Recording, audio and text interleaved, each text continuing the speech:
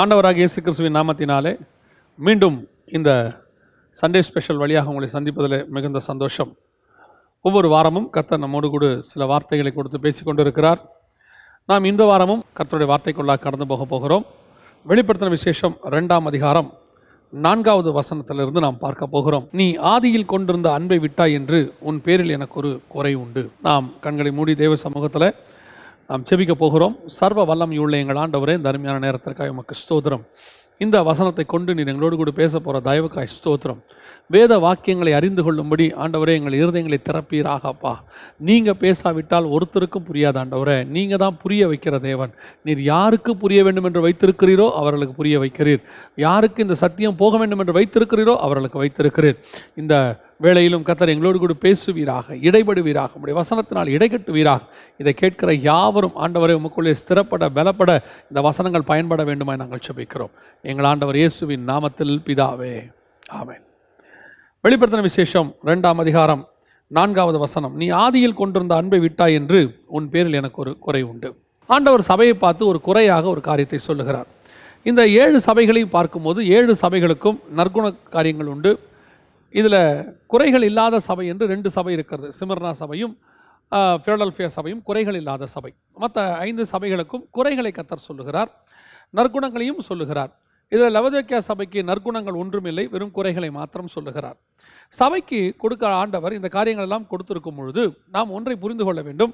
இவை சபை தன்னை திருத்திக் கொள்வதற்காக சபைக்கு ஆண்டவர் செய்ய வேண்டிய காரியங்களை சொல்லிக் கொடுக்கிறார். சபை என்பது உங்களையும் என்னையும் குறிக்கிறது. நாம் என்ன செய்ய வேண்டும், என்ன பண்ண வேண்டும் என்பதை, என்னென்ன காரியங்கள் எப்படி எப்படி நடந்து கொள்ள வேண்டும் என்பதை ஆலோசனைகளாக இந்த 7 சபைகளுக்கும் கொடுக்கப்பட்டு, அதில் எபேசு சபையை பார்த்து கர்த்தர் சொல்கிற ஒரு மிக முக்கியமான வார்த்தை என்னவென்றால், நீ ஆதியில் கொண்டிருந்த அன்பை விட்டாய் என்று உன் பேரில் எனக்கு ஒரு குறை உண்டு. இந்த ஆதி அன்பு அப்படிங்கிறது ரொம்ப முக்கியம். கர்த்தர் பல நேரங்களில் இந்த ஆதி அன்பை குறித்து நம்ம இடத்துல அதிகமாக விசாரிக்கிறார். இந்த சபை எபேசு சபை என்பது நம்ம எல்லாருக்கும் தெரிந்திருக்கிறபடி ஆதி அப்போஸ்தலர் காலத்திலேயே ஸ்தாபிக்கப்பட்டது, பவுலால் ஸ்தாபிக்கப்பட்டது, எபேசியருக்கு நிருபங்கள் எழுதப்பட்டிருக்கிறது. இப்படி பல காரியங்களை நாம் பார்த்தாலும் கூட இந்த சபையினுடைய ஆதி அன்பை விட்டுவிட்டது என்று சொல்லி கர்த்தர் சொல்லுகிறார். நாம் இப்பொழுது எபேசு சபை குறித்து மாத்திரம் பார்க்க போகிறதில்லை, எல்லா சபைகளுக்கும் இது பொருந்தும். அதுவும் இந்த கடைசி காலத்திலே கர்த்தர் எல்லா சபைகளுக்கும் சொல்லக்கூடிய மிக முக்கியமான வார்த்தைகள் ஒன்று என்னவென்று சொன்னால், ஆதி அன்பை நீ விட்டு விட்டாய்.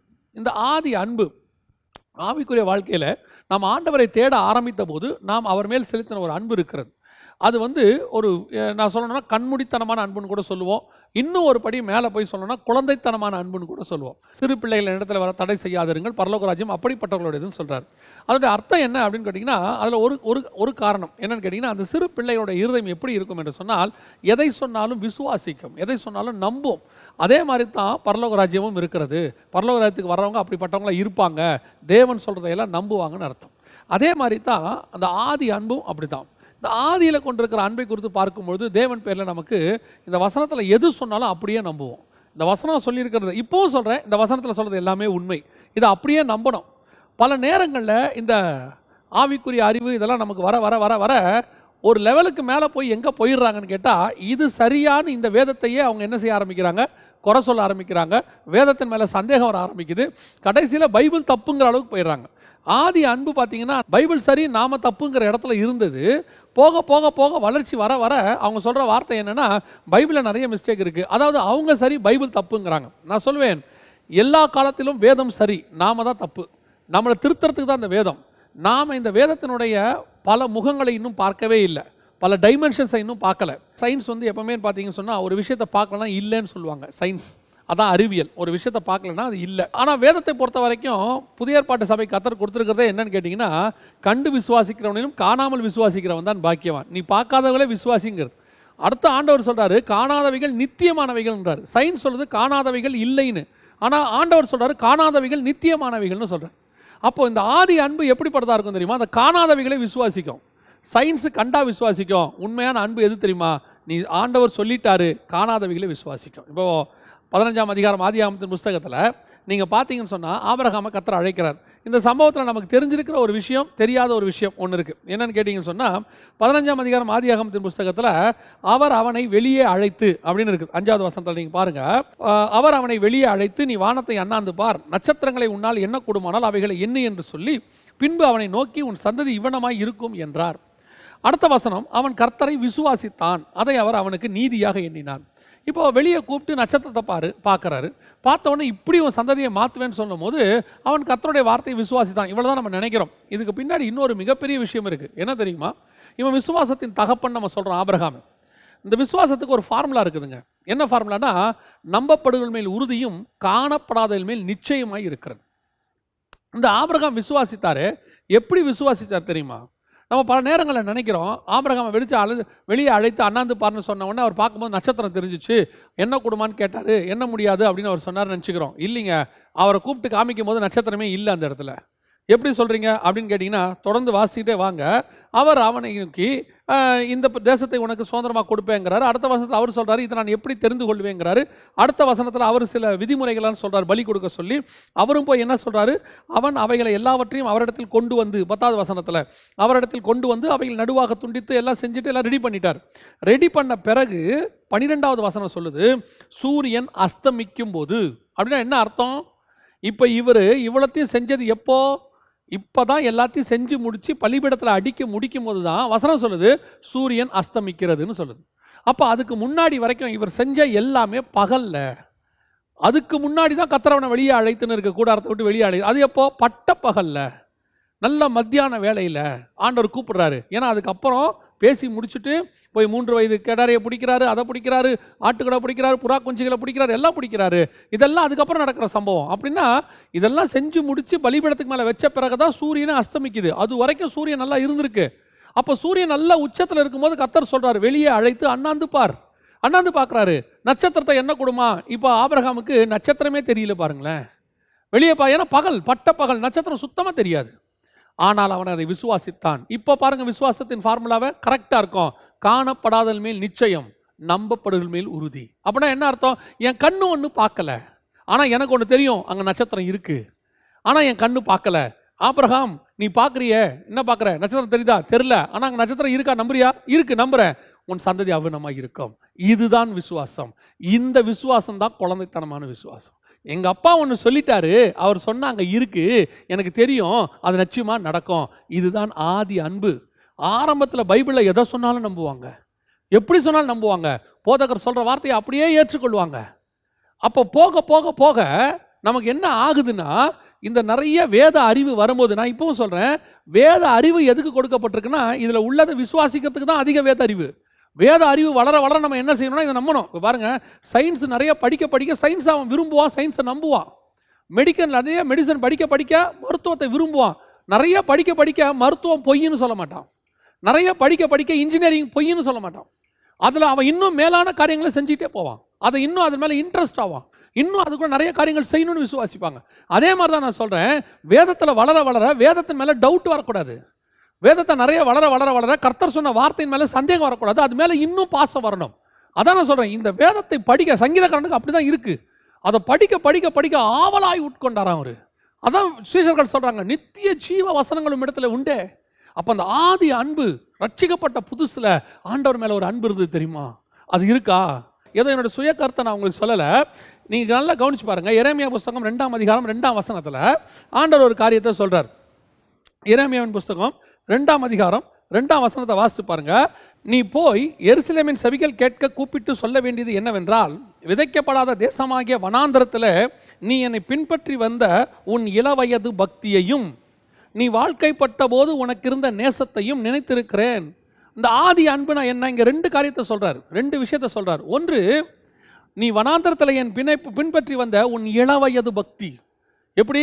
ஸ்டார்டிங்கில் வனாந்தரத்தில் எகிப்தில் தேவன் விடுதலையாக்கி கொண்டு வரும்போது, அந்த செங்கடலை கடந்து வரும்போது அவங்களுக்கு தேவன் மேலே ஒரு பக்தி இருந்துச்சு. ஆடி பாடி சந்தோஷமாக அந்த வனாந்தரத்தின் பாதையில் போக போக போக அந்த காலம் தள்ள தள்ள அவர்களுக்கு முறுமுறுப்புகள் வர தொடங்கியது, அவிசுவாசம் வர தொடங்கியது.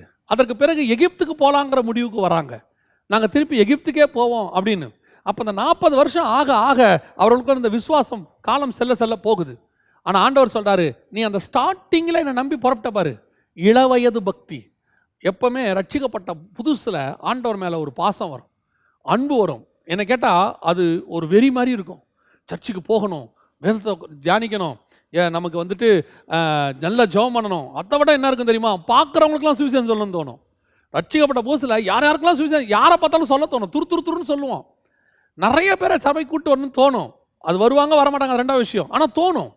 அதை கர்த்தர் நினைச்சிருக்கிறாராம். அந்த அந்த ஆதியில் கொண்டிருந்த அன்பு நம்ம நல்ல ஆவிக்குரிய வாழ்க்கையில் வளர்ந்த பிறகு, நான் என்னுடைய ஆவிக்குரிய வாழ்க்கையில் நான் என்னை வச்சே நான் சொல்கிறேனே, ஆரம்பத்தில் ரட்சிக்கப்பட்ட புதுசில் சைக்கிளில் தான் போவோம் எல்லா இடத்துக்கும். யாராவது லிஃப்ட் கேட்டாங்கன்னா போதும் சந்தோஷமாக ஜோம் பண்ணிகிட்டே போவோம். யாராவது லிஃப்ட் கேட்கணும் ஆண்டவரே, யாராவது லிஃப்ட் கேட்டால் போதும் இறக்கி விடுறதுக்குள்ளே காஸ்பல் சொல்லிடுவேன், சுவிசேஷம் கண்டிப்பாக சொல்லிடுவேன். ஒரு சில நேரத்தில் சொல்ல முடியாமல் போயிடும். சில சூழ்நிலையில் மனசு வாதிக்கும், ஐயோ ஒரு ஆத்மாவை விட்டுட்டோமே, கர்த்தர் நம்மளை நம்பி ஒரு ஆத்மாவை கொடுத்தாரு, அவங்களுக்கு சுவிசேஷம் சொல்லாமல் விட்டுட்டோமேன்னு எத்தனை நாள் வாதிக்கப்பட்டிருக்குது. சைக்கிளில் ஏறி இறங்கிறதுக்குள்ளே அது அது 2 நிமிஷமோ 5 நிமிஷமோ அந்த ரோடு இறங்கிறதுக்குள்ளே சொல்லி முடிச்சிருவோம். ஆதி அன்பு, கர்த்தர் மேலே வச்ச பாசம். இன்றைக்கி அப்படி இருக்குதா? இன்றைக்கி அப்படி தோணுதா? இன்றைக்கி நம்ம உண்டு, நம்ம வேலை உண்டு. நம்ம இன்றைக்கி எப்படி இருக்கிறோம்? நம்ம ஆவிக்குரிய வாழ்க்கை எப்படி இருக்குது? வந்தோம், ரட்சிக்கப்பட்டோம், ஞானஸ்நானம் எடுத்தோம், அபிஷேகம் பெற்றோம். அதுக்கப்புறம் போக போக போக நம்ம குடும்பத்தை நம்ம கூட சர்ச்சுக்கு போயிட்டு வரதே பெரிய விஷயமா இருக்குது. ஏன்னா அந்த அளவுக்கு பிஸி, டென்ஷன். இப்போ நமக்கு அந்த அன்பு போயிடுச்சு ஆண்டவர் மேலே. அதான் ஆண்டவர் சொல்கிறாரு, நீ இளம் வயதில் நீ கொண்டிருந்த அந்த பக்தி இருக்குதேப்பா, அது ரொம்ப பெருசு. அப்போ நம்ம என்ன பண்ணோம் நீங்கள் கொஞ்சம் யோசிச்சு பாருங்களேன். அதை இப்போ உட்காந்து பார்த்தா சிலர் சொல்லுவாங்க, அது என்னங்க நீ முட்டாள்தனமாக நான் பண்ணியிருப்பேன், அதெல்லாம் இப்போ நினச்சா சிரிப்பாக வருது. இல்லை, கர்த்தர் அதை நினச்சிருக்கிறாருன்னு இருக்குது. நம்ம குழந்தைத்தனமாக சில காரியங்கள் ஆண்டவருக்காக பண்ணோம் பாருங்களேன், அதை கர்த்தர் நினச்சிக்கிட்டே இருந்தாராம். அன்றைக்கி அவன் எப்படி பண்ணான் தெரியுமா? எனக்காக எவ்வளோ வைராக்கியம் தெரியுமா? அன்னைக்கு வீட்டை பகச்சிக்கிட்டு வந்தவங்க எத்தனை பேர் இருக்கிறாங்க, பைபிளோட கையில் வந்தவங்க. அதை விட பெருசு, இன்னைக்கு யாராவது ஒருத்தர் ஒரு வார்த்தை சொன்னால் சுருக்குன்னு குத்துது இல்லை நமக்கு, எங்களை பார்த்து இப்படி வார்த்தை சொல்லிட்டீங்களான்னு. ஆனால் அந்த இள வயதில் ஆண்டவர்கள் எவ்வளோ அடி வாங்கியிருக்கிறோம், நம்ம எவ்வளோ திட்டுக்கிட்டு இருக்காங்க, அதெல்லாம் நம்ம சந்தோஷமாக ஏற்றுக்கொண்டோம். வந்து ஜெபத்தில் சொல்லுவோம், ஆண்டவருக்காக இது செஞ்சோம், எங்கள் வீட்டில் என்னை இப்படி அடித்தாங்க, கர்த்தருக்காக செஞ்சோம். இன்றைக்கி நமக்கு யாராவது ஒரு வார்த்தை சொன்னால் உடனே சுருக்குங்குது, என்னை பார்த்து இப்படி சொல்லிட்டீங்களே. ஒரு காலத்தில் இதே ஆண்டவருக்காக எவ்வளோ அடி வாங்கியிருக்கிறோம் நம்ம.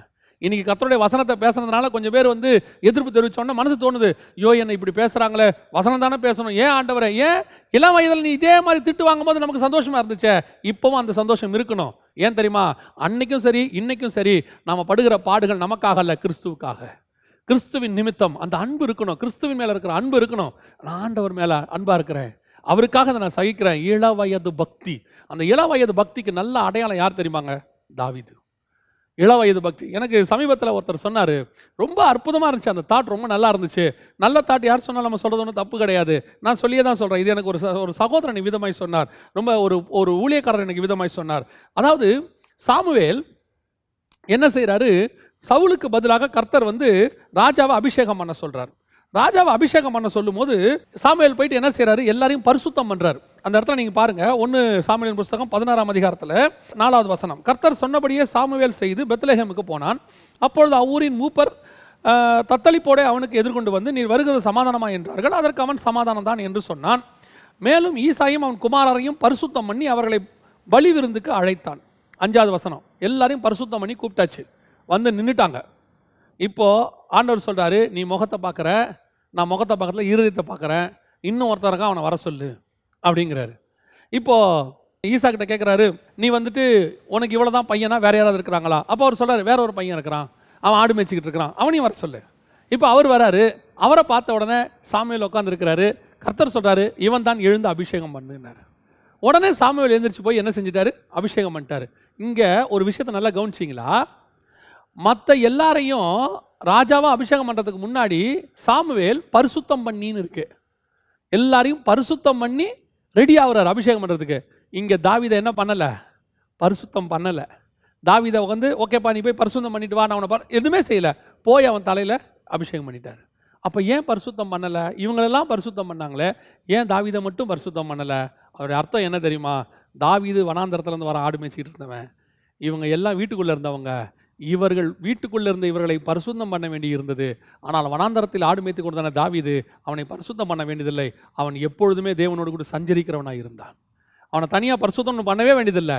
அவன் வனாந்தரத்தில் ஆண்டவர்கிட்ட உட்காந்து அவன் பாட்டு பாடி சந்தோஷமாக இருந்துக்கிட்டு, அவன் பாட்டு சிங்கத்தின் வாயை கிழிச்சிக்கிட்டு, கரடின் வாயை கிழிச்சிக்கிட்டு கர்த்தரோட ஜாலியாக இருக்கிறான். அதனால தான் கோலியாத்தை பார்த்தா அவனுக்கு பயமே வரல. அவனுக்கு சிங்கமும் ஒன்று தான், கரடியும் ஒன்று தான், கோலியாத்தும் ஒன்று தான். ஏன் அதை எந்த நாமத்தில் ஜெயிச்சனோ இந்த நாமத்தில் அதையும் ஜெயிச்சுட்டு போயிடுவேன். அதனால தான் எருசலேமுக்கு அவன் ஆடிட்டு வரும்போது சொல்கிறான், ஆடுகளுக்கு பின்னால் அலைந்து கொண்டிருந்த என்னை அப்போவே கர்த்தரனை செலக்ட் பண்ணிட்டாரியாங்கிறான்.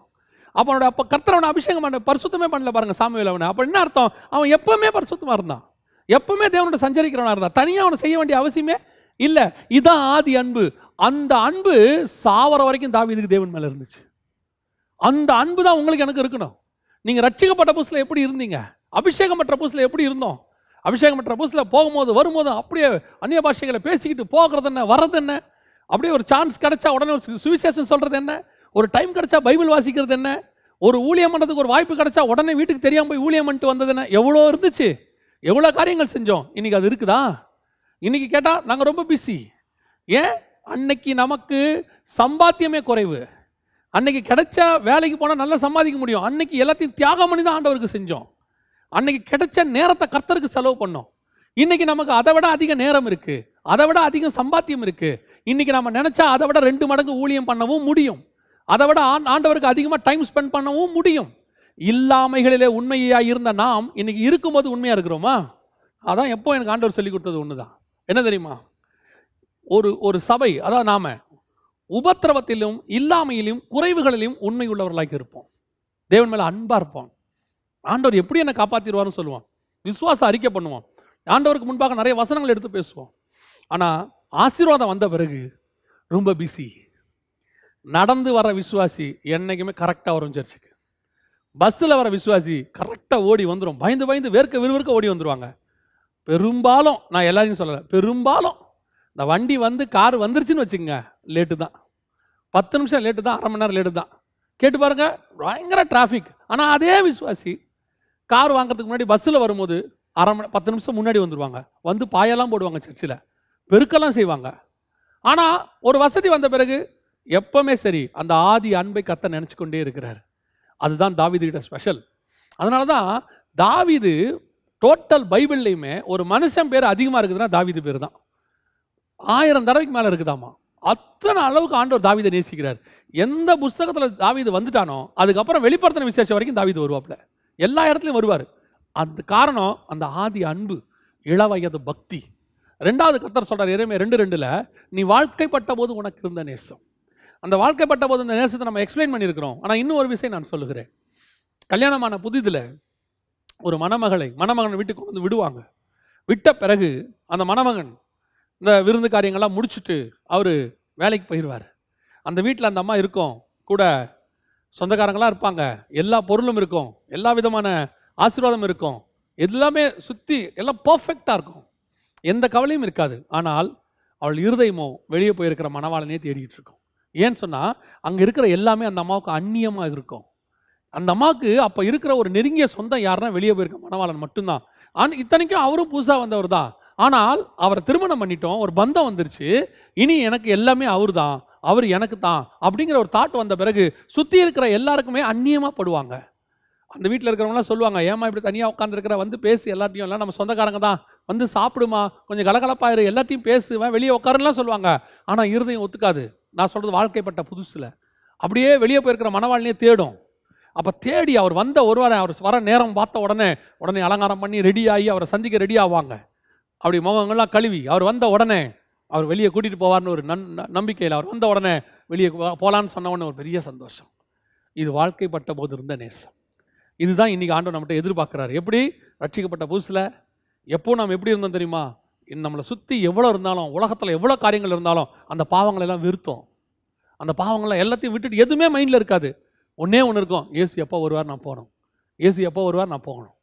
ஆனால் போக போக அந்த உலகம் காரியங்கள்லாம் வந்த பிறகு 10 வருஷம் கழிச்சு மணவாளனே வந்து கூப்பிட்றாரு. இப்போல்லாம் நிறைய பேர் வீட்டில் வாசலில் பெல் அடிச்சாலும் திறக்க மாட்டேங்கிறாங்க, வாசல் நின்று கூப்பிட்றாரு. பல சபைகள் இன்றைக்கி அந்த நிலைமையில் தான் இருக்குது. மணவாளன் கதவை தட்டுறாரு, மணவாட்டி படுத்து கிடக்கு, வஸ்திரத்தை களைந்தேன், பாதங்களை கழுவினேன், எப்படி அழுக்காக்குவேன், பேசி தெரியுது உள்ள உட்காந்துக்கிட்டு. இன்றைக்கி நிறைய சபைகள் பேசுகிற சபைகள் தான், கதவை திறக்கிற சபை இல்லை. வெளிப்படுத்தின விசேஷத்தில் கர்த்தர் சொல்கிறார், வாசப்பள்ளியிலிருந்து கதவை தட்டுறேன், தட்டிக்கிட்டே தான் நிற்கிறாரு, உள்ளே உட்காந்து பேசிக்கிட்டு இருக்கு, நல்லா பேசுகிறாங்க. அதான் சொல்லுவேன், நல்லா பேசணுங்கிறது ரொம்ப முக்கியமே கிடையாது, மணவாளனோடு கூட இருக்கணும், அதான் ரொம்ப முக்கியம்.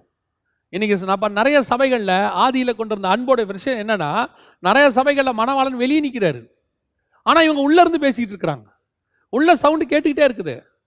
நிறைய சபைகளில் உள்ள ஆராதனைகள் நடக்குது, செய்தி கொடுக்குறாங்க, எல்லாம் நடக்குது. ஆனால் இயேசு இருக்கிறாரா? இயேசு உள்ளே இருக்கிறாரா? அதான் ரொம்ப முக்கியம். அவர் வெளியில் கதவை தட்டிக்கிட்டு இருக்கிறார். ஆதி அன்பு போயிடுச்சு. சபையினுடைய ஆதி அன்பு என்ன? அவங்களுக்கு இருந்ததெல்லாம் ஒன்றே ஒன்று, இயேசு பிரசங்கிக்கப்பட வேண்டும், கிறிஸ்து பிரபலமாகணும், நான் சிறுகவும் அவர் பெருகவும் வேண்டும். அதான் ஆதி அப்போஸ்தலர். நம்ம அடிக்கடி சொல்கிறோமே, ஆதி அப்போஸ்தலர் காலத்தினுடைய அற்புதம் நடக்கணும்னா ஆதி அப்போஸ்தலர்கள் என்ன பண்ணாங்களோ அதை செய்யணுமே. நம்ம அதை செஞ்சுருக்கிறோமா? ஆதி அப்போஸ்தலர் காலத்தில் என்ன நடந்துச்சு? அவங்க அன்பு எப்படிப்பட்டதா இருந்துச்சு? மொத்த மீனையும் விட்டான், வலையை விட்டான், தகப்பனை விட்டான், தாயை விட்டான், சிலுவையை தூக்கினான், பின்னாடி தொடர்ந்தான். இயேசுநாதர் போனார், 40 நாள் வெயிட் பண்ணான், பரிசுத்த ஆவியானவர் வந்தார், எழுந்திருச்சு நின்னாம் பாருங்க. உலகத்தை கலக்கிறவர்கள் இங்கேயும் வந்து விட்டார்கள். காரணம் அதான் நான் சொல்வேன், 9 மடங்கு கொடுத்துட்டு 1 மடங்கை வச்சிருந்த அனனியா சப்பீராளை விட 10 மடங்கு கையில் வச்சிருக்கிற பேதுருவும் யோவானும் உண்மை உள்ளவர்களாக இருந்தார்கள். காரணம், பொன்னோ பொருளோ ஆஸ்தியோ சம்பாத்தியமோ அவர்களை அசைக்கவில்லை. உலகத்தின் மேன்மைகள் அவர்களை அசைக்கவில்லை. எதுவும் அவர்களை அசைக்கவில்லை. காரணம், கிறிஸ்துவின் மேல் உள்ள அன்பு. அந்த ஆதி அன்பு. ஆண்டவர் மேல அன்பு வந்துட்டா சுத்தி இருக்கிற எது மேலேயும் அன்பு வராது. கிறிஸ்துவின் மேல அந்த அன்பு வந்துட்டா எதை பத்தியும் நமக்கு கவலைப்பட மாட்டோம், எதை பத்தியும் யோசிக்க மாட்டோம், எதுக்கு பின்னாடி நம்ம மைண்ட் போகாது. ஒரு காரியம் சொல்லுவார்கள், பவுலை குறித்து சரித்திரத்தில் இப்படி சொல்லுவாங்க. நான் படித்ததில்லை, நான் கேள்விப்பட்டது தான். என்ன சொல்லுவாங்கன்னு சொன்னால், பவுல் மற்றவர்களை பார்க்கிலும் பயங்கரமாக ஊழியம் பண்ணார். பயங்கரமாக ஊழியம் பண்ணார். நமக்கே தெரியும், டிஃப்ரென்ஸ் தெரியும். பவுலுடைய ஊழியம் பைபிளுமே பவுலுக்கு பின்னாடி தான் போகுது. அப்போ இந்த பவுல் எப்படி இவ்வளோ ஊழியம் பண்ணார் அப்படிங்கிறதுக்கு ஒரு புத்தகத்தில் விதமாக எழுதியிருந்தாங்க. இவர்கள் அத்தனை பேரும் உயிரோடு இருந்த இயேசுவை பார்த்தவர்கள். நான் உயிர்த்தெழுந்த இயேசுவை பார்த்தவன். அவர் சொல்கிறார், நான் உயிரோடு இருந்த இயேசுவை கூட இவங்க பழகியிருக்கிறாங்க, உயிர்த்தெழுந்த இயேசுக்கிட்டையும் இவங்க பழகியிருக்காங்க. ஆனால் நான் உயிர்த்தெழுந்த இயேசுவையே பார்த்தவன், அவர் சத்தத்தை கேட்டவன், அவரை தரிசித்தவன். இவர்களை காட்டிலும் நான் அதிகமாய் ஊழியம் பண்ணுவேன். இதுதான் அவருக்கு இருந்த ஆதி அன்பு. அவருக்கு இருக்க அன்பை பாருங்க. அதனுடைய விளைவு என்ன தெரியுமா? எப்படி மினிஸ்ட்ரி ஆரம்பிச்சாரோ அது வரைக்கும் அப்படியே ஓடி முடிக்கிறார் பாருங்க. அந்த அன்பிலேயே ஓடி முடிக்கிறார். கிறிஸ்துவின் அன்பு என்னை நெருக்கி ஏவுகிறது. அந்த அன்பு இருக்குதா? ஆதி அன்பு இருக்குதா? எத்தனை இன்னைக்கு இருக்கிற அத்தனை விசுவாசியும் அத்தனை ஊழியக்காரங்களும் ஸ்டார்ட் பண்ணும் போது அப்படிதான் ஸ்டார்ட் பண்ணியிருக்கிறோம். ஆதி அன்பு கிறிஸ்துவுக்காக. இன்னைக்கு ஊழியத்தில் இருக்கிறவங்க எல்லாம் ஒரு காலத்தில் என்ன அசைவு தெரியுமா? எப்படி ஊழியத்துக்கு வந்தாங்க தெரியுமா? வேலையை விட்டுட்டு, எல்லாத்தையும் விட்டுட்டு, தகப்பன் தாயை பகைச்சிக்கிட்டு, ஒரு 10 பைசா இல்லாட்டி பரவாயில்ல, பசி வந்தாலும் பரவாயில்ல, பட்டினி வந்தாலும் பரவாயில்ல, ஒரு பைபிளோட வெளியே வந்தவங்க தான் அத்தனை பேரும். ஆனால் அந்த அன்பு இன்னைக்கு இருக்குதா? அதுதான் கொஸ்டின். கர்த்தர் சொல்றாரு, ஆதியிலே கொண்டிருந்த அன்பை விட்டாய் என்று உன் பேரில் எனக்கு ஒரு குறை உண்டு. அந்த ஆதி அன்பு இப்போ இருக்கா? கொஞ்சம் உங்களை நீங்களே ஆராய்ந்து பாருங்க. வசனம் சொல்லுது, நம்மை நாமே நிதானித்து அறிந்தோமானால் நாம் நியாயம் தீர்க்கப்படும். அந்த ஆதி அன்பு நமக்குள்ள இருக்குதா? அந்த வைராக்கியம் இருக்குதா? கிறிஸ்துவுக்காக எதையும் இழக்கிற வைராக்கியம். ஒரு பீரியட்ல கிறிஸ்துவுக்காக எல்லாத்தையும் இழந்த நாம தான் இன்னைக்கு கிறிஸ்துவ வச்சு எல்லாத்தையும் சம்பாதிக்க விரும்புகிறோம், கிறிஸ்துவ வச்சு எல்லாத்தையும் சேர்க்க விரும்புகிறோம். அதுக்கு என்ன சொல்கிறோம்? ஒரு காலத்தில் கஷ்டப்பட்டேன், ஒரு காலத்தில் பாடு அனுபவித்தேன், அதுக்கு பிரதிபலனாக கர்த்தர் எனக்கு இது எல்லாவற்றையும் கொடுத்துருக்கிறார். அப்படின்னா பவுலுக்கு எவ்வளோ கொடுத்துருக்கணும்? அப்படின்னா பேதுருக்கு என்ன கொடுத்துருக்கணும்? அப்போஸ்தலர்கள் கேட்குறாங்களே, எல்லாவற்றையும் விட்டு நாங்கள் வந்தோமே, எங்களுக்கு என்ன கிடைக்கும்? அவர் சொல்கிறாரு, மறுஜன்ம காலத்தில் நூறத்தனியாய் பெற்றுக்கொண்டு நியாயம் தீர்க்கிறவர்களாக ஆவிக்குரிய ஆசீர்வாதத்தை சொல்கிறாரு. அப்படின்னா கொஞ்சம் யோசித்து பாருங்க, அப்போஸ்தலர்கள் விட்டதுக்கெல்லாம் 100 மடங்கு ஆண்டவர் திருப்பி தரணும், பூமியில் தருவார் அப்படின்னு நம்ம எதிர்பார்த்தோம்னா, ஏன்னா இன்னைக்கு இருக்கிற நிறைய ஊழியர்கள் அப்படி தான் சொல்றாங்க, ஒரு காலத்தில் நான் கஷ்டப்பட்டேன், அதுக்காக கர்த்தர் இன்னைக்கு அப்படியா ஆசீர்வச்சிருக்கிறார். அப்படி பார்த்தா பேதுருவையும் பவுலையும் அப்போஸ்தலர்களையும் எப்படி ஆசீர்வச்சிருக்கணும் ஆண்டவர்? அவங்க கடைசி வரைக்கும் உலக பிரகாரம் ஆசீர்வாதத்தை சுதந்திரிக்காமையே போனாங்க. அவங்களுடைய நோக்கம், அந்த அன்பு கடைசி வரைக்கும் கிறிஸ்துவின் மேல் மட்டுமே இருந்தது. இப்போவும் தேவைக்கு வேற என்ன தேவையோ, இன்னைக்கு ஊழியம் உடனே நம்ம அவங்கள மாதிரி கழுத மேலே போகிறோமா அப்படிலாம் கேட்கக்கூடாது. அதோடைய அர்த்தம் என்ன? அன்னைக்கு அவர்கள் ஊழியத்துக்கு என்ன தேவையோ கர்த்தர் அதை கொடுத்தார். இன்னைக்கு ஊழியத்துக்கு என்ன தேவையோ அதை கர்த்தர் கொடுப்பார். ஆனால் ஊழியத்தையும் தாண்டி எதிர்காலத்துக்கு, பிள்ளைகளுக்கு, பேர பிள்ளைகளுக்கு, பூட்டம் பேத்திகளுக்கு, அவங்களுக்கு தலைமுறைக்கு சேர்த்து வச்சுட்டு, பேங்க்ல அப்படியே கோடி கோடியாக வச்சுக்கிட்டு, எங்ககிட்ட ஒண்ணுமே இல்லை அப்படின்னு இன்னும் கேட்குறீங்களே, இது ஆதி அன்பு இல்லை. கர்த்தர் சொல்றார், நீ ஆதியில கொண்டிருந்த அன்பை விட்டாய். ஆண்டவர் அதை தான் எதிர்பார்க்கிறார். இன்னைக்கு மனம் திரும்புவோம், ஆண்டவர்கிட்ட திரும்பி வருவோம். ஆண்டவரே, நீர் எனக்கு போதும் ஆண்டவரே, இந்த உலகத்தில் இருக்கிற எதுவும் எனக்கு தேவையில்லை. அந்த அன்பு அவர் என்ன கொடுக்குறாரோ, அதான் போன வாரம் செய்தியில் கூட ஆண்டவர் ஒரு காரியம் சொல்லி கொடுத்தாரு. எல்லா ஸ்திரீகளும் ராஜா கிட்ட எல்லாத்தையும் வாங்கிட்டாங்களாம். ஆனால் எஸ்தர் சொன்னாலாம், ஏகா என்ன கொடுக்குறானோ அது மட்டும் எனக்கு போதும். ஏகா பரிசுத்தாவிக்கு, எனக்கு ரொம்ப ஆச்சரியம். ஏகா என்பது பரிசுத்தாவிக்க உருவாகமாக ஆவியானவர் சொன்னார், அதை பேசிட்டோம். ஒரு தம்பி ஃபோன் பண்ணி சொன்னான், அண்ணா பயங்கர ஆச்சரியண்ணே அப்படின்னா. என்னன்னா, ஏகா என்பதற்கு புதிய ஏற்பாட்டில் பரிசுத்த ஆவியானவருக்கு நம்ம என்ன டேர்ம் யூஸ் பண்ணுறோமோ அதே டேர்ம் தான் யூஸ் பண்ணப்பட்டிருக்குதான். பரிசுத்த ஆவியானவருக்கு நம்ம என்னென்னலாம் ரோமரில் யூஸ் பண்ணுறாரோ பவுல், அதை அவர் யூஸ் பண்ணியிருக்குது, அதே ஏகாக்கு.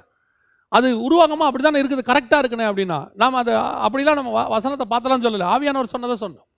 எதுக்கு சொல்ல வரேன் அப்படின்னு கேட்டால், அந்த பரிசுத்த ஆவியானவர் நமக்கு என்ன கொடுக்குறாரோ அது நமக்கு போதும், அதை வச்சு ஊழியம் பண்ணணும். ஆனால் நான் உங்களுக்கு சொல்லட்டுமா, நமக்கு என்ன தேவையோ அதை விட அதிகமாக தான் ஆவியானவர் கொடுப்பார் ஒழிய குறைவுகளில் கொண்டு போய் ஆவியானவர் நிறுத்தவே மாட்டார்.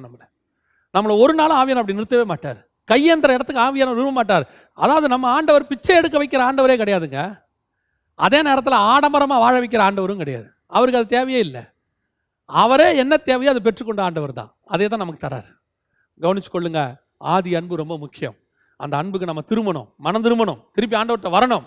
ஒருவேளை இவ்வளவு சத்தியத்தையும் கேட்டு ஒரு கூட்டம் ஆதி அன்பை திரும்பாது, என்ன சொன்னாலும் கேட்காது. ஆடா போங்க, சத்தியம் கேட்கறதுக்கெல்லாம் நல்லா தான் இருக்குது, ப்ராக்டிக்கலாக கஷ்டம், ப்ராக்டிக்கலாக செய்ய முடியாது.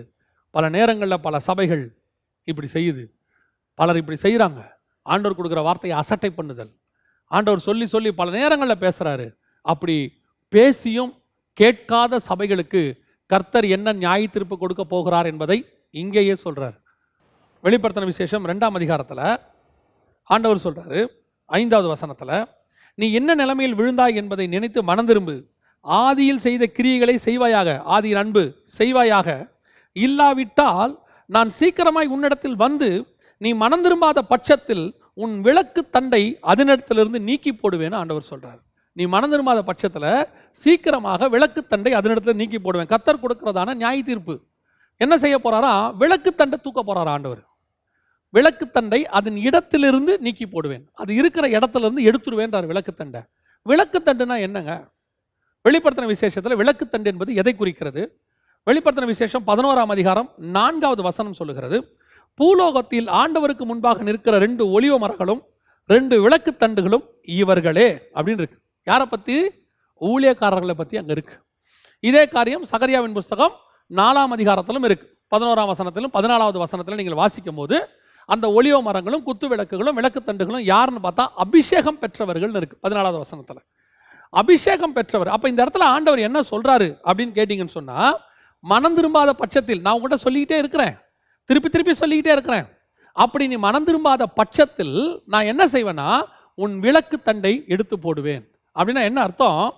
ஆண்டவர் பல நேரங்களிலே செய்கிற மிக முக்கியமான விஷயம் ஒன்று, ஒரு இடத்தில் ஒரு சபை கர்த்தர் சொன்னதை கேட்காவிட்டால் அந்த சபையிலிருந்து கர்த்தர் அந்த சத்தியத்தை கொடுக்கிற ஊழியக்காரனை, அபிஷேகம் பெற்றவனை நீக்கி போடுவார். ஆண்டவர் எடுத்துருவார் அந்த இடத்துல இருந்து. சத்தியம் கிடைக்காமல் செஞ்சிருவார். விளக்கு தண்டு என்பது ஒரு ஊழியக்காரனை குறிக்கிற வார்த்தை. அபிஷேகம் பெற்றவர்களை கர்த்தர் அபிஷேகம் பண்ணி அங்கே வைக்கிறார். ஒருத்தரையும் கர்த்தர் அங்கே அபிஷேகம் பண்ணி வைக்கிறார். அப்போ அபிஷேகம் பண்ணி வச்சு ஆண்டவர், இப்போ நம்ம சொல்கிறோம் விளக்கு, இதை நீங்கள் ஒரு வேத பாடம் மாதிரி நம்ம சொல்கிறோம், நல்லா கவனிங்க. விளக்கை கொளுத்தி தண்டின் மேல் வைப்பார்கள். விளக்கு யாரு? 21ஆம் அதிகாரம் வெளிப்படுத்தின விசேஷத்தில் விளக்கு யார் என்பதை வேதம் தெளிவாய் சொல்லுகிறது. 23வது வசனம், 21, 23, நகரத்திற்கு வெளிச்சம் கொடுக்க சூரியனும் சந்திரனும் அதற்கு வேண்டுவது இல்லை, தேவனுடைய மகிமையை அதை பிரகாசித்தது ஆட்டுக்குட்டியானவரே அதற்கு விளக்கு. அப்போ விளக்கு என்பது யாரு? இயேசு கிறிஸ்து. அப்போ இயேசு கிறிஸ்துவை பற்றி சொல்லும்போது அவர் சபைக்கு எப்படி பிரகாசிக்கிறாரா? தண்டின் மேல் பிரகாசிக்கிறார். விளக்கை கொளுத்தி தண்டின் மேல் வைப்பார்கள். அப்படின்னு அர்த்தம் என்ன? இயேசு கிறிஸ்து சபைக்கு பேசும்போது யார் மூலமாக பேசுவார்? ஒரு ஊழியக்காரன் வழியாக பேசுகிறார், ஒரு அபிஷேகம் பண்ணப்பட்டவர் மூலமாக பேசுகிறார். அதான் விளக்கு தண்டு. அப்போ அந்த விளக்கு தண்டை கர்த்தர் எதுக்கு வச்சிருக்கிறாரு? அதன் மேலே விளக்கு வச்சிருக்கிறாரு. இப்போ அந்த விளக்கில் இருக்கிற எண்ணெய் பரிசுத்த ஆவியானவர், அதில் இருக்கக்கூடிய வெளிச்சம் கர்த்தருடைய வசனம், அது பிரகாசிக்கிறது சபைக்குள்ளே. அதுதான். அப்போ அந்த விளக்கு தண்டு இருந்தாதான் அந்த சபை முழுவதும் அது பிரகாசிக்கும். இன்னும் நான் ஒருபடி உங்களுக்கு மேலே போய் சொல்கிறேன். உங்களுக்கு கர்த்தருடைய வசனம் வருது இல்லைங்களா? வாரம் உங்கள் சபையில் கொடுக்குறாங்க, நான் ஆன்லைனில், இப்போ ஆன்லைனில் கொடுக்குறாங்க, எல்லாரும் உங்களுக்கு கொடுக்குறாங்க. இந்த வசனம் எப்படி உங்களுக்கு வந்து சேருது? கொஞ்சம் அதோடைய மெத்தடை கொஞ்சம் யோசித்து பாருங்கள். இந்த வசனம் உங்களுக்கு எப்படி வந்து சேருதுங்கிறத நீங்கள் புரிஞ்சுக்கிட்டீங்கன்னா, அப்போது ஒவ்வொரு வாரமும் எனக்கு இவ்வளோ ப்ரீஷியஸாக தான் வசனம் வருதா, இவ்வளவு இப்படி ஒரு முக்கியமான வசனத்தை தான் நான் பெற்றுக்கொள்கிறேனா அப்படின்னு உங்களுக்கு தெரியும். நல்லா கவனிங்க. 1ஆம் அதிகாரம் வெளிப்படுத்தின விசேஷத்தில் இந்த வசனத்தை சபைகளுக்கு எழுத சொல்கிறாரு. சபைகளுக்கு எழுத சொல்லும் போது அந்த வசனம் எங்கிருந்து எங்கே வருது பாருங்க. ஃபர்ஸ்ட் 1ஆம் வசனம் சொல்லுது, சீக்கிரத்தில் சம்பவிக்க வேண்டியதை தம்முடைய ஊழியக்காரருக்கு காண்பிக்கும் பொருட்டு தேவன் இயேசு கிறிஸ்துவுக்கு ஒப்புவித்ததும். ஃபர்ஸ்ட் பிதாவாகிய தேவன் இயேசு கிறிஸ்துக்கிட்ட கொடுக்குறாரு. இதை கொண்டு போய் ஊழியக்காரங்களுக்கு கீழே உள்ள சபைகளுக்கு கொடுத்துருங்க, சீக்கிரத்தில் சம்பவிக்க போகுது அப்படின்னு சொல்லி கொடுக்குறாரு. அப்போ ஃபஸ்ட்டு ஸ்டேஜ் பிதா, ரெண்டாவது இயேசு கிறிஸ்துக்கிட்ட வருது. அடுத்து இயேசு கிறிஸ்து தம்முடைய தூதனை அனுப்பி, இயேசு கிறிஸ்துவுக்கு ஒப்புவித்ததும் இவர் தம்முடைய தூதனை அனுப்பி. அப்படின்னா என்ன அர்த்தம்? அவர் அடுத்து அந்த வசனத்தை கொடுத்து தம்முடைய தூதனை அனுப்புகிறார். யாரு? இயேசு தம்முடைய தூதனை அனுப்புகிறார். அடுத்து அந்த தூதனை வந்து யார்கிட்ட கொடுக்கிறார் பாருங்க, நல்லா கவனிங்க. தம்முடைய ஊழியக்காரனாகிய யோவானுக்கு வெளிப்படுத்தினான் விசேஷம். நாலாவது ஸ்டேஜ். ஃபர்ஸ்ட் பிதா, அடுத்து இயேசு, மூணாவது இயேசுடைய தூதன். அவர் வந்து யாருக்கு கொடுக்கிறாரு? யோவானுக்கு கொடுக்கிறார். அதாவது அப்போஸ்தலர் உபதேசம். இந்த அப்போஸ்தலர்களுடைய வேதம் தான், அவங்க எழுதினது தான் நமக்கு இந்த பைபிள், புதிய ஏற்பாடு. இந்த வேதம் நமக்கு அந்த இயேசு கிறிஸ்துவின் மூலமாய் தூதனை அனுப்பி அப்போஸ்தலர் வழியாக கிடைக்குது. இது யோவான் நமக்கு கொடுத்தது, நிருபங்கள் பவுல் கொடுத்தது, லூக்கா கொடுத்தது, மார்க்கு கொடுத்தது, இப்படி எல்லாரும் யாக்கோபு எழுதினது, யூதா எழுதின நிருபம், எல்லா அப்போஸ்தலரும் நமக்கு எழுதி கொடுத்துருக்குறாங்க. இவர்கள் 12 அப்போஸ்தலர்களும் எல்லாம் எழுதி நமக்கு பக்காவாக இங்கே நிறைய பேர் எழுதி கொடுத்துருக்குறாங்க. நம்ம வச்சிருக்கிறோம் இந்த இடத்துல 27 புஸ்தகம் நமக்கு தரப்பட்டிருக்கிறது. இப்போ 4வது ஸ்டேஜ் அது. யோவான் அடுத்து என்ன செய்கிறாரு? வசனம் இங்கே நல்லா சொல்லுது பாருங்க. எபேசு சபையின் தூதனுக்கு நீ எழுத வேண்டியது என்னவென்றால், இப்போ யோவானை பார்த்து கர்த்தர் என்ன சொல்றாரு? எபேசு சபையின் தூதனுக்கு நீ எழுத வேண்டும். இப்போ அப்போஸ்தலர் மூலமா அடுத்து யாருக்கு வருது வசனம்? சபைக்கு வருது. சபையினுடைய தூதனுக்கு தான் வருது ஃபர்ஸ்ட். இதுதான் அபிஷேகம் பண்ணப்பட்ட ஊழியக்காரன். ஒரு ஊழியக்காரன் வழியாக உங்களுக்கு வருது. ஃபர்ஸ்ட் பிதா, ரெண்டாவது இயேசு, மூணாவது இயேசுவினுடைய தூதன், நாலாவது அப்போஸ்தலர், அப்போஸ்தலர் வழியாக சபையின் தூதன். இந்த வேத வசனம் நமக்கு, அந்த அப்போஸ்தலருடைய உபதேசம் நம்ம ஊழியக்காரன் வழியாக உங்களுக்கு வருது. அடுத்து இந்த ஊழியக்காரனுக்குள்ளேருந்து யார் பேசுகிறா? வசனம் சொல்லுது, 7வது வசனம், ஆவியானவர் சபைகளுக்கு சொல்லுகிறதை காது உள்ளவன் கேட்க கடவன். அப்போ என்ன ஆகுது? அடுத்து இந்த ஊழியக்காரனுக்குள்ளேருந்து யார் பேசுகிறா? ஆவியானவர் பேசுகிறார். ஊழியக்காரன் பேசலை. ஊழியக்காரனுடைய வார்த்தை உங்களை ரட்சிக்காது, ஆவியானவருடைய வார்த்தை தான் ரட்சிக்கும்.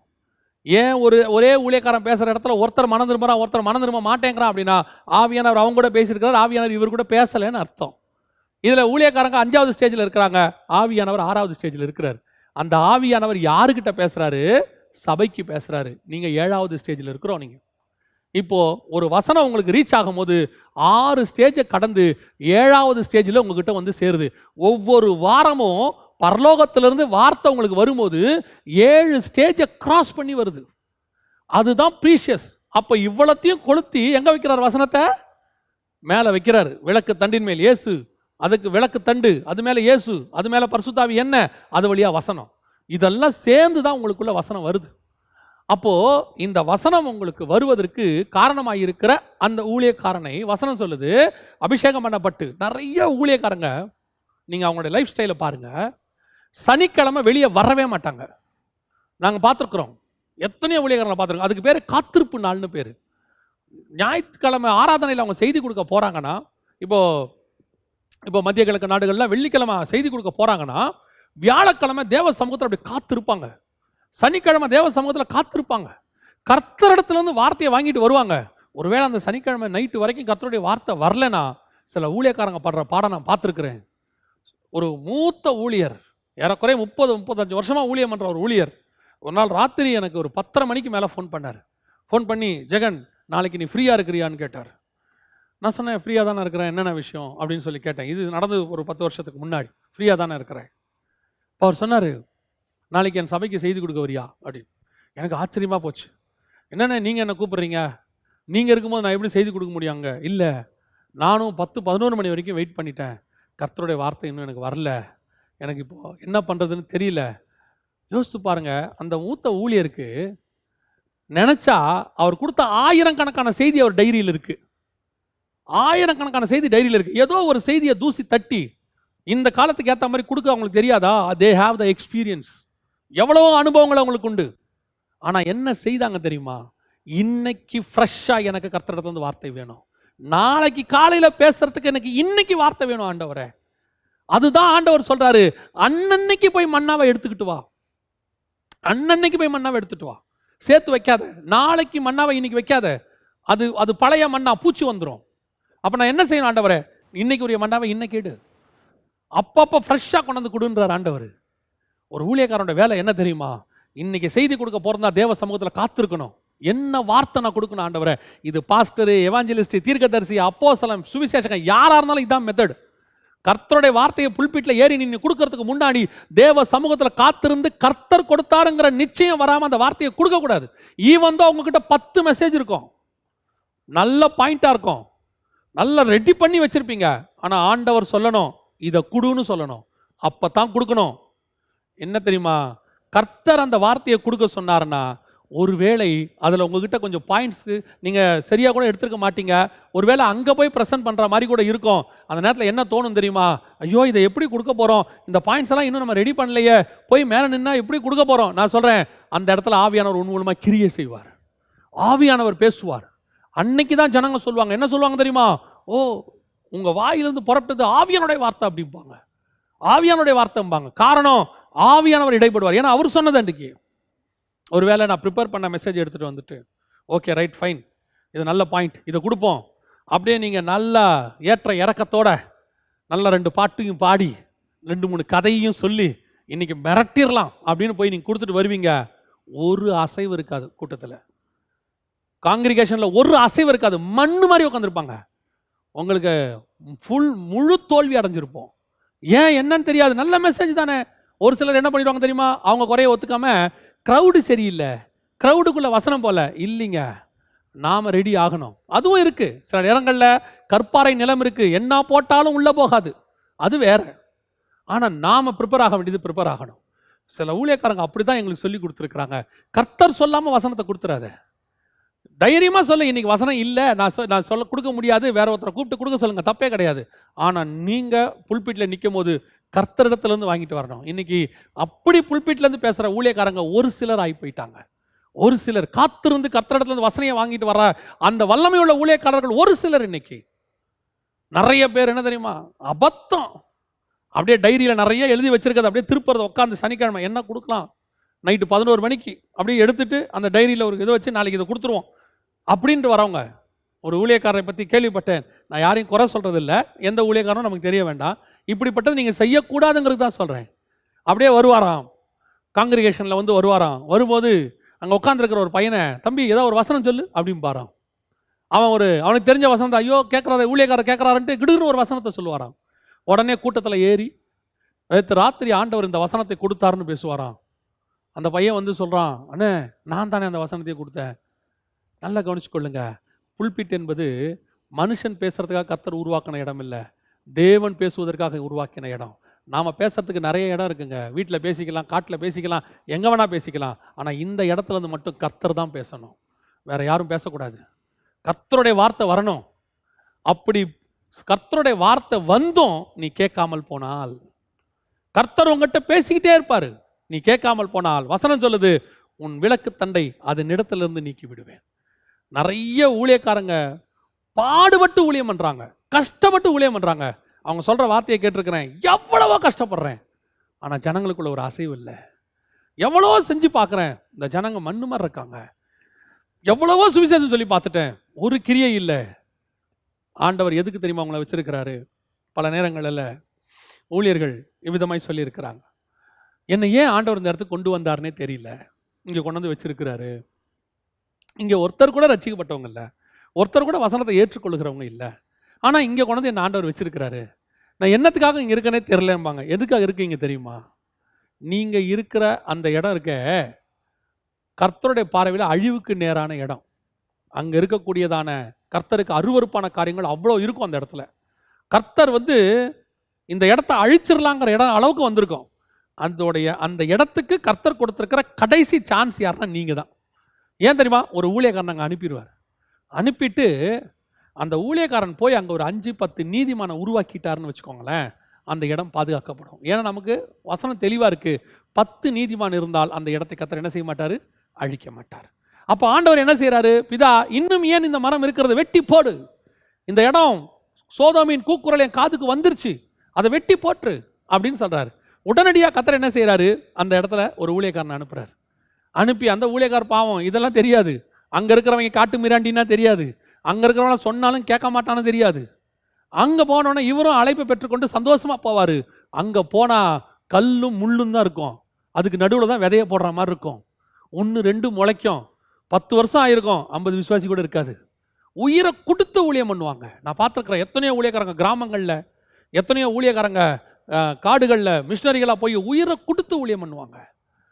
ஆனால் ரிசல்ட் பாருங்கள், ஒரு 10 வருஷத்துக்கு 50 ஆத்துமா, 25 ஆத்துமா அப்படி தான் கிடச்சிருக்கோம். அவங்க சொல்லுவாங்க, அண்ணே நானும் எவ்வளோ பண்ணி பார்க்குறேண்ணே, ஒன்றும் முடியல. காரணம் அதுதான், அந்த இடம் கர்த்தருடைய பார்வைக்கு அழிவுக்கு நேராக வந்துருச்சு. அந்த இடம் அழியாதபடிக்கு கர்த்தர் உன்னை அனுப்பி வச்சார். ஆனால் ஒரு லிமிட்டுக்கு மேலே தான் ஆண்டவர் பார்த்துக்கிட்டே இருப்பார். அந்த வசனம் கொடுத்து கொடுத்து ஜனங்க தேரலன்னு வச்சுக்கோங்களேன், அடுத்து என்ன பண்ணுவார் தெரியுமா? விளக்கு தண்டை அந்த ஊழியக்காரனை அந்த இடத்திலிருந்து நீக்கி விடுவார். எத்தனை ஊழியக்காரன் அப்படி நீக்கி இருக்கிறார் தெரியுங்களா? சோதோமுக்கு ஆண்டவர் எவ்வளோ காரியங்களை சொல்லி சொல்லி பார்த்தார். கடைசி சான்ஸ் லோத்து, கடைசி சான்ஸ் லோத்து. லோத்து அந்த இடத்த விட்டு வெளியே போகிறான். ஒரு நீதிமான் விளக்கு தண்டு வெளியே போகுதுன்னா அந்த இடம் அழிய போகுதுன்னு அர்த்தம். அந்த இடம் அழிய போகுதுன்னு அர்த்தம். அப்போ கடைசி விளக்கு தண்டையும் கர்த்தர் அங்கேருந்து எடுக்கிறார். லோத்து வெளியே வரார். லோத்து யாரு? ஒரு நீதிமான். அவர் வெளியே வரார். அவர் வெளியே வந்துட்டா அந்த இடம் அழிய போகுதுன்னு அர்த்தம். கர்த்தர் உங்களுக்கு நல்ல வசனங்களை கொடுக்கிறார். அந்த வசனங்களை கேட்டு கேட்டு கேட்டு நீங்கள் ஆவியில பலப்பட வேண்டும் என்று கர்த்தர் கொடுக்கிறார். அப்படி அந்த வசனத்தை கேட்டும் நீங்கள் கீழ்ப்படியவில்லை என்றால், அந்த வசனத்துக்கு செவி சாய்க்கவில்லை என்றால், ஒரு நாள் வரும், வசனம் கேட்காத பஞ்ச காலம் ஒன்று கர்த்தர் கொண்டு வருவார். இந்த பஞ்சத்தை கர்த்தரே கொண்டு வருவார். ஆமோஸ் 8:11 சொல்லுது, கர்த்தருடைய வசனம் கேட்க கிடையாத பஞ்சத்தை அனுப்புவேன். பஞ்சத்தை கர்த்தர் அனுப்புவார். ஏங்க பஞ்சம்? இப்போ அப்போ இருக்கவங்க என்ன சொல்லுவாங்க, அந்த பஞ்சத்தை கர்த்தர் எப்படி அனுப்புவார்? கர்த்தர் வசனம் கேட்க கிடைக்காம பண்ணுவாரா? நல்லா தெரிஞ்சுக்கொள்ளுங்க, கர்த்தர் ஒரு லிமிட்டுக்கு மேலே போச்சுன்னா, ஒரு லிமிட்டுக்கு மேலே போச்சுன்னா கர்த்தர் தான் உண்டாக்கினதை அவரே அழிப்பார். அவர் நாட்டினதை அவரே பிடுங்குவார். அவர் விளைய பண்ணினதை அவரே அழித்து போடுவார். அவர் உருவாக்கினதை அவரே மொட்டையடிப்பார். அவரால் அது முடியும். அவரை ஏன் நீங்கள் கேட்க முடியாது. அவர் உண்டாக்கின பூமியை அவரே தண்ணியில் அழிப்பார். அவர் கட்டின தேவாலயத்தை, எருசலேம் தேவாலயத்தை அவரே இடித்து போடுவார். அது அவரால் முடியும். ஏன்? எருசலேம் தேவாலயத்துக்குள்ள அருவருப்பு காணப்பட்டால் அதை செய்வார். இன்னைக்கு செய்ய மாட்டாரு. இன்னைக்கு அந்த அருவருப்பு, எருசலேம்ல இருந்த அருவருப்புலாம் இன்னைக்கு இல்லைங்க. நாம அப்படியா செய்கிறோம்? எருசலேம்ல இருந்த அருவருப்பு வேறு, இன்னைக்கு தேவாலயத்தில் இருக்கிற அருவருப்பு வேறு. இன்னைக்கு கர்த்தர் இல்லாத, கர்த்தர் அருவருக்கிற பொருளாசையும் கர்த்தர் அருவருக்கிறதான பண ஆசையும் எல்லாம் இருக்கு. இன்னைக்கு கர்த்தர் பார்க்கிறார்ல எல்லாத்தையும். அப்ப என்ன பண்றாரு? வசனம் கேட்க கிடையாத காலம், பஞ்சம் வரும். விளக்கு தண்டை கர்த்தர் எடுப்பார். வசனம் கேட்க முடியாத டயத்தை கர்த்தர் உண்டாக்குவார். காரணம், கொடுக்கப்பட்ட வசனத்துக்கு நீங்கள் என்ன செய்தீர்கள்? இத்தனை வருஷம் கர்த்தர் பேசினார, என்ன செஞ்சோம்? அந்த வசனத்தை கீழ்பட்டோமா? சபைக்கு போகும்போது இப்ப தெரியல. இப்ப இந்த 70 நாளைக்கு முன்னாடி சபைக்கு ஒவ்வொரு வாரமும் போகும்போது இந்த மேன்மை நமக்கு அப்ப தெரியல. வசனம் கொடுக்கும்போது அசட்டை உட்காந்து போனை நோண்டிட்டு இருக்கிறது, வசனம் கொடுக்கும்போது அசட்டை தூங்குறது. என்ன கேட்டா, நான் நைட் ஷிஃப்ட், அதனால டயர்டாகி தூங்குனேன். இன்னைக்கு வந்து சொல்றது, வசனம் கொடுத்துட்டு இருக்கும்போது ஊழியக்காரனுக்கு மார்க் போடுறது, வசனம் கொடுத்துட்டு இருக்கும்போது இங்கே உட்காந்து நான் SMS அனுப்புறது, வசனம் பண்ணும்போது சபைக்குள்ள உட்காந்து ஒருத்தர் கண்ணுல பேசுறது. நொறுக்கி போட்டார் கர்த்தர். இன்னைக்கு வசனம் கிடைக்க கிடையாத காலம், ஆன்லைனில் கிடைக்குதுன்ற ஒரு தைரியம் நமக்கு. இன்னும் கர்த்தர் கிருபையாக இருக்கிறார். மனம் திரும்பாத பட்சத்தில் இதுவும் கிடைக்க போகாமலும் பண்ணுவார். நல்ல கேர்ஃபுல்லாக இருந்து கொள்ளுங்க. கர்த்தர் எதிர்பார்க்கறது ஆதியில் கொண்டிருந்த அந்த அன்பு கிடைக்கல. எந்த இடத்துல இருந்து உனக்கு வெளிச்சத்தை கர்த்தர் கொடுத்துக்கிட்டு இருக்கிறாரோ அந்த விளக்கு தன்னை தூக்கிடுவார். இப்போ விளக்கு இருக்கும், விளக்கு இருக்கு, அந்த விளக்கு அணையாது. அது இயேசு கிறிஸ்து. அந்த விளக்கு அணையாது. ஆனால் யோசிச்சு பாருங்க, தண்டு மேலே இல்லாமல் இருந்தால் என்ன ஆகும்? ஒரு குறிப்பிட்ட டிஸ்டன்ஸுக்கு, ஷார்ட் டிஸ்டன்ஸுக்கு மட்டும் அந்த விளக்கு தெரியும். அப்படின்னா என்ன அர்த்தம்? யார் உண்மையாக இருந்தாலும் அவனுக்கு மட்டும் வசனம் கிடைக்கும், பெரும்பான்மையான ஜனங்களுக்கு கிடைக்காது. இத்தனை ஆண்டு காலம் எல்லாருக்கும் வசனம் கொடுத்தாரு கர்த்தர், அத்தனை பேருக்கும் வசனம் கொடுத்தாரு. இப்போ குறிப்பிட்ட கிரௌடுக்கு மட்டும் கிடைக்கிறத சுருக்கி இருக்கிறாரு. இன்னும் போக போக ஒரு நியூக்ளியர் வார், ஒரு குளோபல் வார்மிங், சோலார் சுனாமி, இன்னொரு பயோவார் ஒன்று ஏற்பட்டால் போதும், மொத்த சேட்டலைட்டும் ஸ்டாப் ஆகிடும். ஒரு பயோவாரோ, ஒரு நியூக்ளியர் வாரோ, அல்லது ஒரு டிஜிட்டல் வாரோ, அல்லது ஒரு சோலார் சுனாமியோ எது ஏற்பட்டாலும் ஒரு ஆஸ்ட்ராய்டு கிராஸ் பண்ணால் கூட மொத்த சேட்டலைட்டும் க்ளோஸ். அதுக்கப்புறம் கிடைக்காது வசனம். அதைத்தான் சொல்ல வரேன். இது மனம் திரும்புகிற காலம், மனம் திரும்புகிற காலம். உன்னை ஆசை வார்த்தை காட்டிக்கிட்டே இருக்கிறாங்க, இப்போவும் ஆசை வார்த்தை காட்டிகிட்டே இருக்காங்க. கவலைப்படாது, ஒன்றும் நடக்காது, எல்லாம் சரியாக போயிடும். கிடைச்ச காலத்தில் மனம் திரும்புங்க. மனம் திரும்பா விட்டால் கர்த்தர் விளக்கு தண்டை எடுத்து போடுவார். உன் ஊழியக்காரனை உன்னிடத்தில் நீக்கி போடுவார், வசனத்தை நீக்கி போடுவார். வேதம் கிடைக்காதபடிக்கு ஒரு காலத்தை கர்த்தர் உண்டாக்குவார். ஆண்டவர் நமக்கு எச்சரிப்பு கொடுக்கிறார். கர்த்தருடைய வார்த்தை நம்ம மத்தியில் கடந்து வந்து கொண்டு இருக்கிறது. மணந்துருவோம். அதான் சொல்கிறேன், எல்லா இடத்துலையும் நீங்கள் பைபிளில் பாருங்கள், ஒரு அசம்பாவிதம் உலகம் ஃபுல்லாக நடக்குதா, உடனடியாக ஜனங்க மனம் திரும்புகிறாங்க, உடனடியாக ஜனங்க முழங்கால் போடுறாங்க. ஆண்டவரே, ஆமாம். நிறைய பேர் என்ன கேட்குறாங்க, நாங்கள் என்ன தப்பு செஞ்சோம், நாங்கள் ஒன்றுமே செய்யலையே. பாவமே செய்யலையா? சரி, நீங்கள் பாவம் செய்யாத பூரண பரிசுத்தவான்கள்னே வச்சுக்கோங்க. உங்களை நீங்கள் பாவமே செய்யாத 100% பரிசுத்தவானே வச்சுக்கோங்க. தானியேல் புஸ்தகத்தில் போய் தானியேல் வந்து ஜெபம் பண்ணுறாரு. என்ன சொல்லி ஜெபம் பண்ணுறாரு? தானியேல் புஸ்தகத்தில் நாங்கள் பாவம் செய்தோம்னு ஜெபம் பண்ணுறாரு. தானியேல் பாவம் செஞ்சாரா? தானியேல் பாவம் செஞ்சாரா? எருசலேமில் இருக்கும்போது, எருசலேம் தேவாலயத்தில் அவ்வளோ அருவருப்பு நடந்தபோது தானியேல் ஒழுக்கமாக ஜெபம் பண்ண ஆளு. ஏன்னா வசனம் சொல்லுது, அவன் எருசலேமில் எப்படி ஜெபம் பண்ணானோ அப்படியே ஜெபம் பண்ணான். அவன் எப்படி எருசலேமில் இருந்தாலும் அதே மாதிரி உண்மை உள்ளவனாக இருந்தான். எருசலேம்ல வந்த உடனே ராஜாவுடைய பதார்த்தத்தில் தீட்டுப்படுத்த மாட்டேன்னு சொல்லிட்டாரு. So he is perfect. அங்கே எப்படி இருந்தாரோ அப்படியே தான் இங்கே இருந்தார். ஏன் இந்த பரிசுத்தவான் வந்தார்? இந்த பரிசுத்தவானுக்கு ஏன் சங்கிலி கையில்? சாத்ராக் மேஷாக் ஆபேத்நேகோக்கு ஏன் சங்கிலி? அவங்களாம் சிலை வழிபாடு பண்ண மாட்டேன்னு இங்கே அவ்வளோ வைராக்கியமாக இருந்தவங்க எருசலேமில் எவ்வளோ வைராக்கியமாக இருந்திருப்பாங்க. ஏன் மொர்தெக்காய் வந்தார்? வசனம் சொல்லுது, எக்கோனியா காலத்தில் அவன் ராஜா சிறையிருப்பு கொண்டு வந்த போது மொர்தெக்காயும் வந்தான்னு இருக்கு. ஏன் இந்த பரிசுத்தவான் எஸ்ரா இவங்கெல்லாம் ஏன் வந்தாங்க?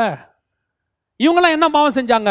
இல்லைங்க, உலகம் முழுவதும் எருசலேம் முழுவதும் ஒரு பாவம் வரும்போது அது சில பரிசுத்தவான்களையும் பாதிக்கும். ஆனால் அவைகளுக்கு நடுவில் அந்த பரிசுத்தவான்களை கர்த்தர் பத்திரமாக பாதுகாப்பார். அதனாலதான் இன்னைக்கு நிறைய பரிசுத்தவான்கள் தப்பிச்சுக்கிட்டு இருக்கிறாங்க. இந்த விவரம் புரியாம ஒரு சிலர், நாங்க செய்யலையே, எங்களுக்கு ஏன் இப்படி நடக்குது அப்படின்னா அது கர்த்தருடைய கோபம் இல்லை. கர்த்தர் ஒட்டு மொத்தமா கோபப்படும் போது தம்முடைய ஜனங்களை அதில் பத்திரமாய் பாதுகாக்கிறார். எருசலேம் முழுக்க வந்தாலும் எருசலேமில் இந்த பெருமூச்சு விட்டு அழுகிற கூட்டம் ஒன்று இருந்துச்சு, அவங்கள பத்திரமா பாதுகாத்தார். இன்னைக்கு அதான் நடக்குது. ரொம்ப கேர்ஃபுல்லாக இருந்து கொள்ளுங்க. கர்த்தர் மனம் திரும்பத்துக்கு நமக்கு வாய்ப்பு கொடுத்துருக்கிறார். ஆதி அன்புக்கு திருமணம். நாங்கள் பாவம் செய்தோம். யாரு? தானியேல் சொல்றாரு. அவர் பாவம் செஞ்சாரா? நம்ம பார்வையில் சொன்னா அவர் பரிசுத்தவான். அவர் என்ன சொல்றாரு? சிங்கக்கபில தூக்கி போட்டா கூட என்ன சாவடிக்க முடியாதுங்க, அந்த அளவுக்கு பரிசுத்தவான். அந்த அளவுக்கு பரிசுத்தவான்கள் இன்னைக்கு யார் இருக்கிறாங்கன்னு எனக்கு தெரியல. அவர் இருக்கிறாரு. ஆனா அவர் என்ன வார்த்தை சொல்றாரு தெரியுமா? நாங்கள் பாவம் செய்தோம். ஆனா இன்னைக்கு இருக்கிற பரிசுத்தவான் என்ன சொல்றாரு தெரியுமா? நாங்க எங்க பாவம் செஞ்சோம், எங்களுக்கு ஏன் இப்படி நடந்துச்சு, அப்ப நாங்க அது பாவத்தினால வந்ததில்லைன்னு இன்னைக்கு நம்ம துணிகரமா பேசுறோம். முதல்ல தாழ்த்தணும். ஆண்டவரே, நாங்கள் பாவம் செஞ்சோம், எங்களை மன்னிச்சிருங்கன்னு சொல்லணும். ஏன்? நம்ம யாரும் இங்கே பூர்ண பரிசுத்தவான்கள்லாம் கிடையாது. இங்கே தானியேல் அளவுக்குலாம் கிடையாது. தானியேல் அந்த இடத்துல தாழ்த்துறாரு தன்னை. ஆண்டவரே, நாங்கள் பாவம் செய்தோம். கவனிச்சுக்கொள்ளுங்க, விளக்குத்தண்டை நீக்கிற காலம் வந்திருக்கிறது. ஆண்டவர் சொல்றாரு, மனம் திரும்பு. நீ மனம் திரும்பாத பட்சத்தில் உன் விளக்குத்தண்டை அதனிடத்திலிருந்து நான் நீக்கி போடுவேன். இன்னைக்கு நாம மனம் திரும்ப வேண்டிய காலத்தில் இருக்குது. வெறும் நியாயத்தீர்ப்பை மட்டும் கர்த்தர் சொல்லிட்டு முடிக்கல. ஒருவேளை நீங்கள் மனம் திரும்பும் பட்சத்தில் கர்த்தர் சொல்ற வார்த்தையை நான் சொல்லிட்டு முடிக்கிறேன். 2ஆம் அதிகாரம் வெளிப்படுத்தின விசேஷம் 7வது வசனம். ஆவியானவர் சபைகளுக்கு சொல்லுகிறதை காதுள்ளவன் கேட்க கடவன். நீ கேளு.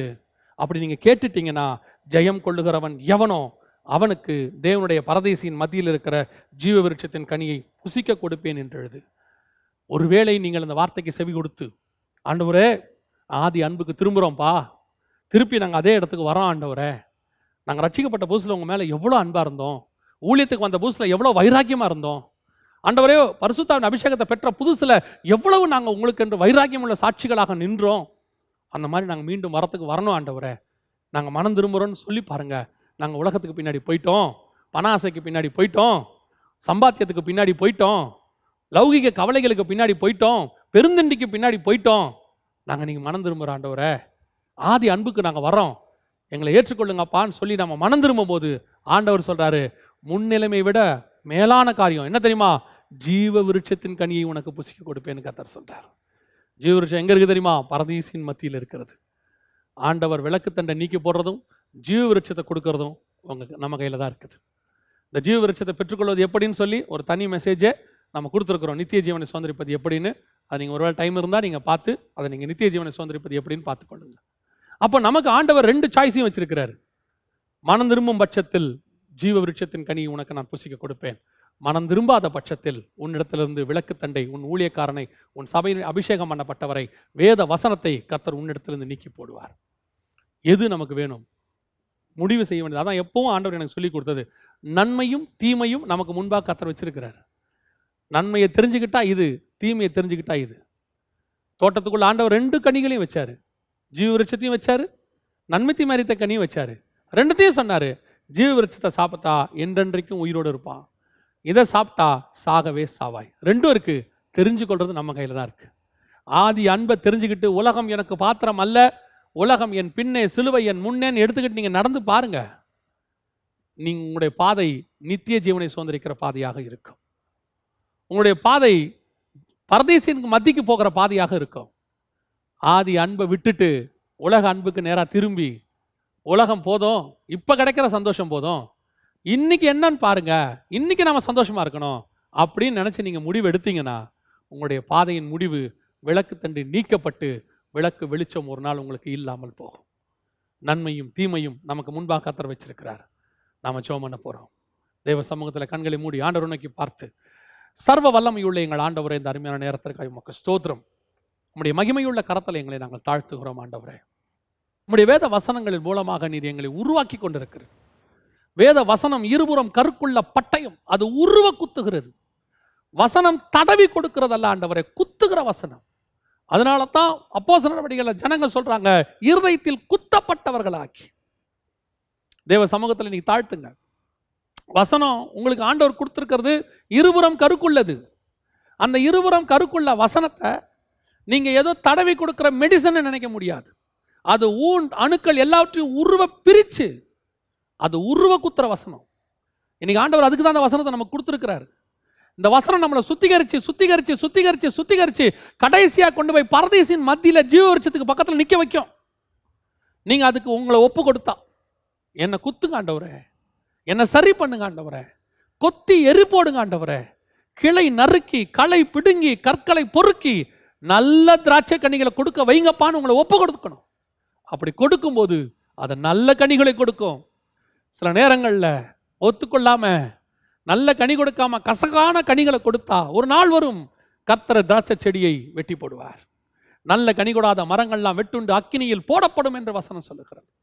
இன்னைக்கு ஆண்டவர் நமக்கு ஒரு நல்ல வாய்ப்பை கொடுத்திருக்கிறார். மரத்தின் வேறருகே கோடாலியானது வைக்கப்பட்டிருக்கிறது. கர்த்தர் உனக்கு வசனத்தை கொடுத்து கொண்டே இருக்கிறார். நீ மனம் திரும்ப வேண்டும் என்று கர்த்தர் விரும்புகிறார். ஆதியிலே கொண்டிருந்த அன்பை விட்டாய் என்று உன் பேரில் எனக்கு ஒரு குறை உண்டு. உன் ஆதி அன்பை சோதித்துப்பார். நீ தேவனை ஏற்றுக்கொண்ட புதிதிலே அவரோடு கூட இருந்த ஐக்கியம் எப்படி? தேவனை ஏற்றுக்கொண்ட புதிதிலே வேதத்தின் மேல் இருந்த வாஞ்சை எப்படி?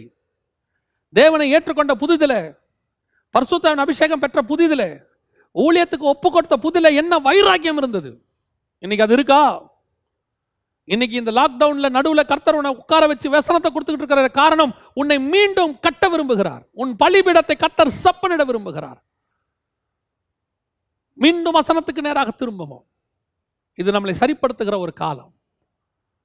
இப்போ நம்மளை ஆண்டவர் சரி பண்ணிக்கிட்டு இருக்கிறார். ஒப்பு கொடுப்போமா? ஆண்டவரே, எங்கள் ஆதி அன்பை நாங்கள் பெற்றுக்கொள்ள விரும்புகிறோம்ப்பா. நாங்கள் மீண்டுமாக உமோடு கூட இணைய விரும்புகிறோம். மீண்டும் நாங்கள் நாட்டப்பட விரும்புகிறோம், கட்டப்பட விரும்புகிறோம். மீண்டும் நாங்கள் கனி கொடுக்க விரும்புகிறோம். ஒப்பு கொடுப்போமா தேவ சமூகத்தில்? சர்வ வல்லமையுள்ள எங்கள் ஆண்டவரே, ஜெபித்துக் கொண்டிருக்கிற ஒவ்வொருத்தரையும் நீ அறிந்திருக்கிறீரப்பா. இந்த சத்தத்துக்கு செவிசாய்த்து தங்களை தாழ்த்தி ஒப்பு கொடுத்து, எப்படியாகிலும் மனம் திரும்ப வேண்டும் என்று சொல்லி, எப்படியாகிலும் மீண்டும் உங்களோடு ஒப்புரவாக வேண்டும் என்று சொல்லி உண்மையா ஜெபித்துக் கொண்டிருக்கிற ஒவ்வொருத்தருக்காக நாங்கள் ஜெபிக்கிறோம். கர்த்தருடைய வசனம் கடந்து வருவதாக, கர்த்தருடைய வசனம் உருவ குத்துவதாக, ஒரு விசை கர்த்தருடைய வசனம் உங்களோடு கூட ஒப்புரவாக்குவதாக. ஆண்டவரே, உங்களுடைய மகிமையுள்ள கரத்தில் எங்களை தாழ்த்துகிறோம். எங்கள் விளக்கு தண்டை நீக்கி போட வேண்டாம். எங்களுக்காக கொடுக்கப்பட்ட அபிஷேகம் பண்ணப்பட்டவர்கள் நீக்கி போட வேண்டாம். எங்களுக்காக கொடுக்கப்பட்ட வசனங்கள் நீக்கப்பட வேண்டாம். ஆண்டவரே, நாங்கள் ஜீவ விருட்சத்தை பெற்றுக் கொள்ளுகிறவர்களாக, நாங்கள் பரதீசின் மத்தியில் இருக்கிற அந்த ஆசீர்வாதத்தை சுதந்திரிக்கிறவர்களாக மாற கர்த்தர் எங்களுக்கு கிருபை பாராட்டும். மகிமையுள்ள கரத்தில் எங்களை தாழ்த்துகிறோம். எங்கள் ஆண்டவர் இயேசுவின் நாமத்தில் பிதாவே, ஆமென்.